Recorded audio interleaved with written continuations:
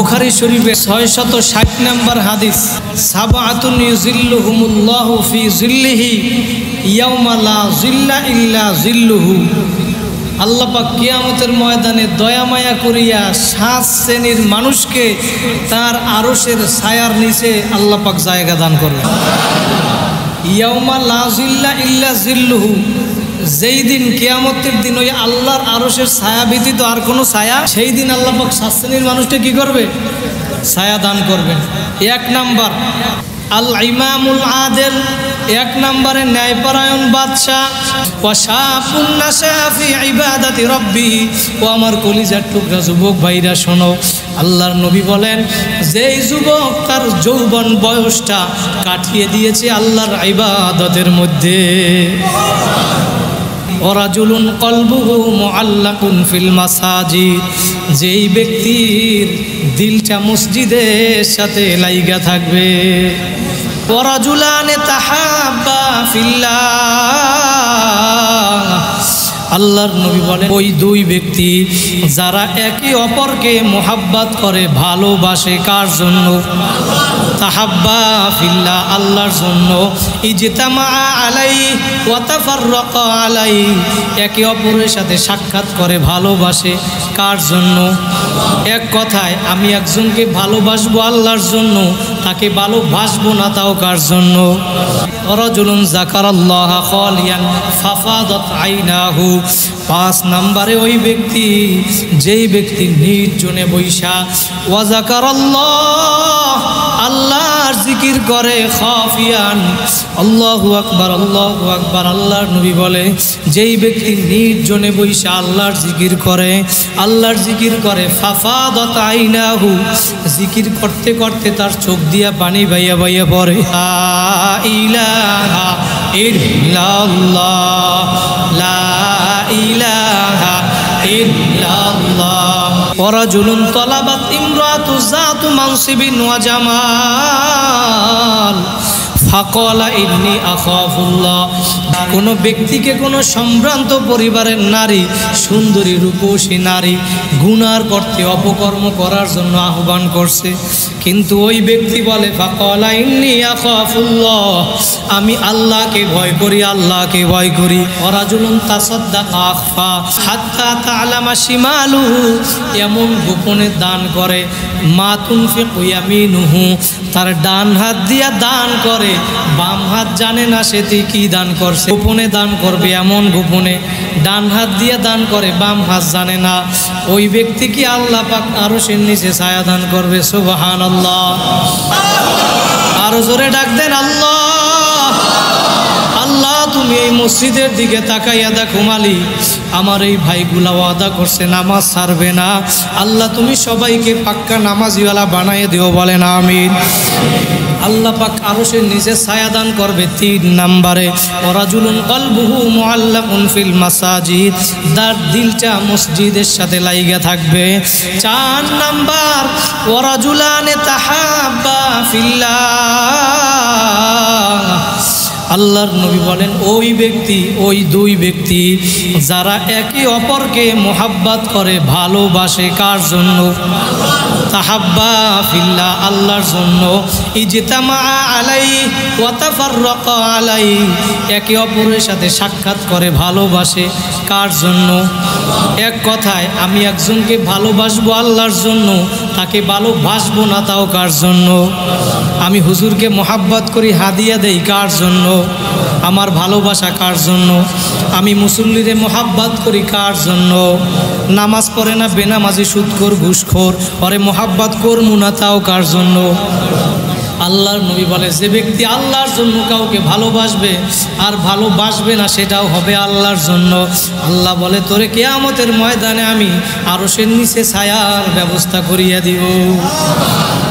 5 নম্বরে ওই ব্যক্তি, রাজুলুন যাকারাল্লাহ খালিয়ান ফাফাদাত আইনাহু, 5 নম্বরে ওই ব্যক্তি, যেই ব্যক্তি নির্জনে বৈশা ওয়া যাকারাল্লাহ, আল্লাহর জিকির করে খাফিয়ান, আল্লাহু আকবার আল্লাহু আকবার। আল্লাহর নবী বলে যেই ব্যক্তি নির্জনে বসে আল্লাহর জিকির করে, আল্লাহর জিকির করে, ফাফাদাত আইনাহু, জিকির করতে করতে তার চোখ দিয়া পানি বাইয়া বাইয়া পড়ে।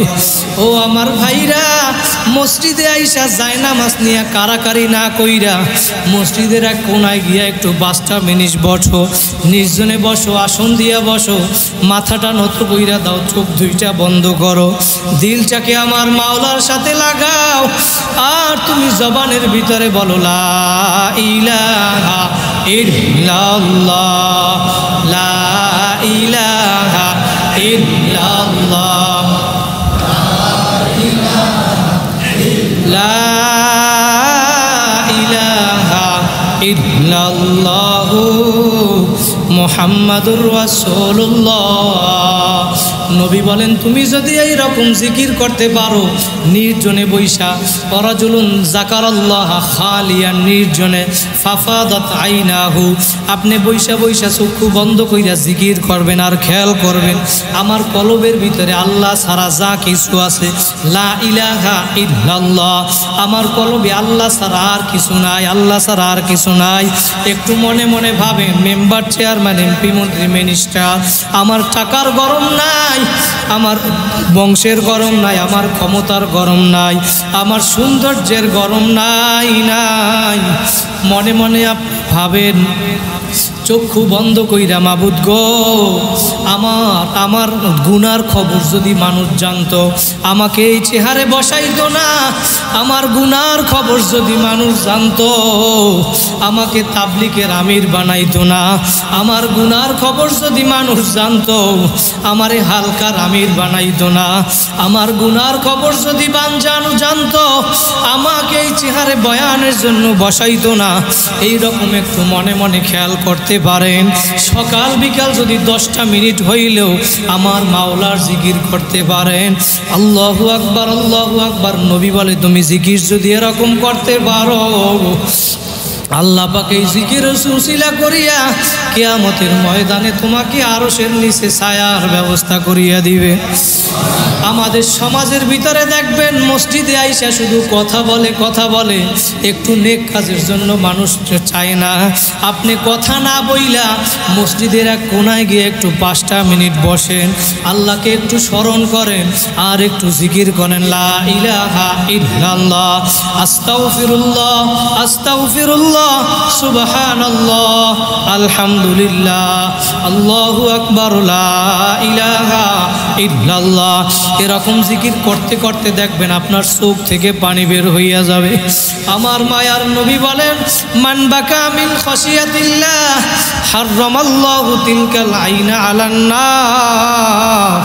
তোমার চক্ষু দিয়া যদি তুমি পানি বাহির করতে পারো আমার মাওলার ভয়, নিজের গুনার কথা স্মরণ করিয়া, তোমার পানি বেয়ে বেয়ে গালের উপরে আসার আগে তোমার গুনাহ আমার মাওলা মাফ করিয়া দিবে।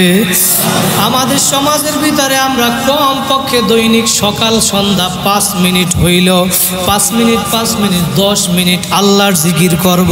কারা কারা করবেন? 2টা হাত জাগাই একটা আল্লাহ বলিয়া ডাকবেন, নারায়ে তাকবীর।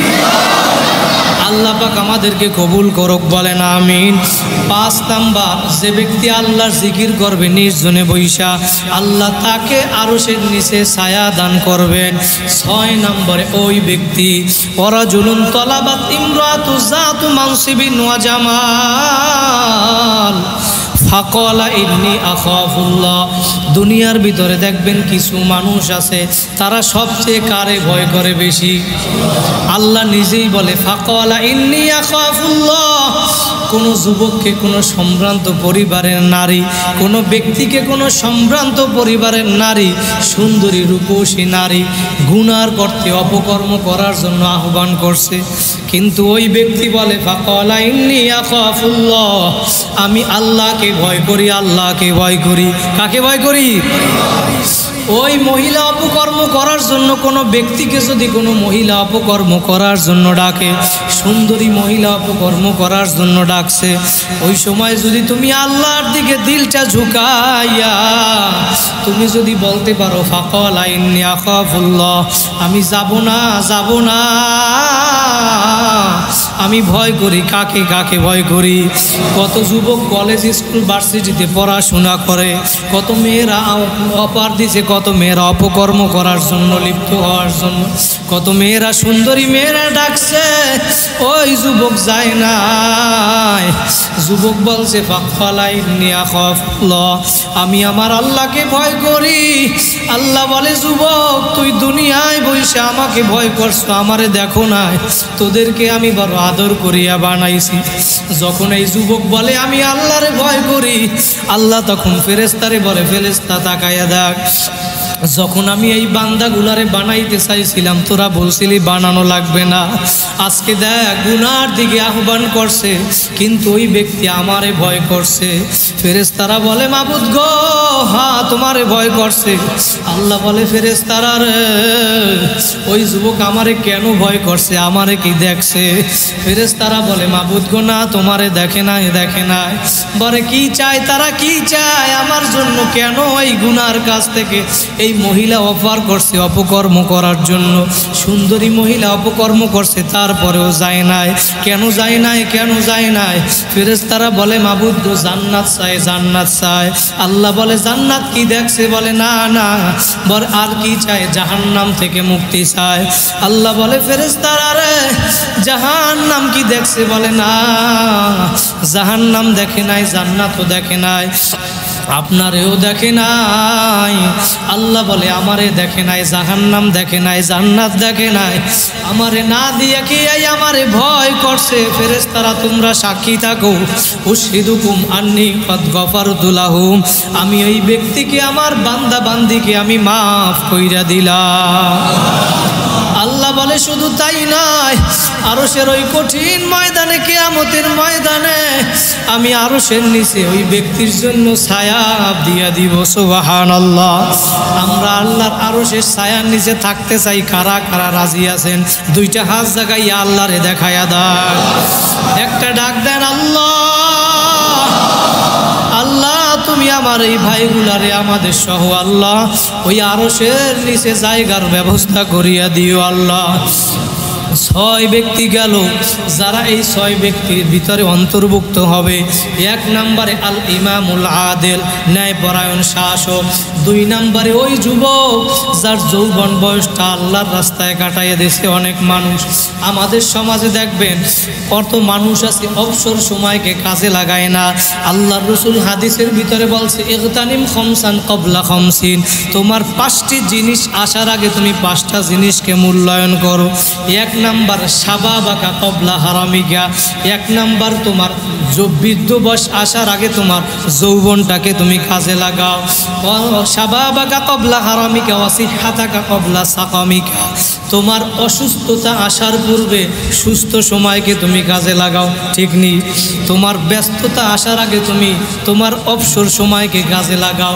অনেক সময় ব্যস্ততা সুবহানাল্লাহ 10-12 বলা যায় না, কিন্তু আমরা অনেক সময় গাড়িতে যাই, বাসে যাই, 2-3 ঘন্টা জ্যামে থাকি।